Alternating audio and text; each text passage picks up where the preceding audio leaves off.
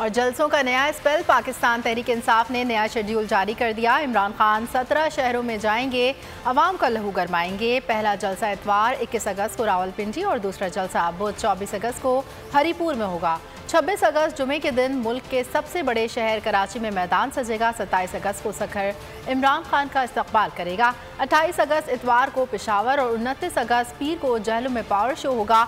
31 अगस्त बुध को अटक, 1 सितंबर जुमेरात को सरगोदा, 2 सितंबर जुमे को गुजरात, 3 सितंबर हफ्ते को बहावलपुर में इमरान खान जलसे आम से खिताब करेंगे। 4 सितंबर इतवार को फैसलाबाद, 6 सितंबर मंगल को मर्दान, 7 सितंबर बुध को बहावल नगर, 8 सितंबर जुमेरात को ओलिया के शहर मुल्तान में PTI का पिंडाल सजेगा।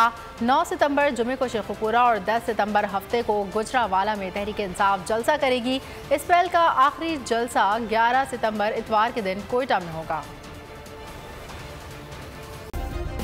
सब्सक्राइब करें और बेल दबाएं ताकि कोई खबर रह न जाए।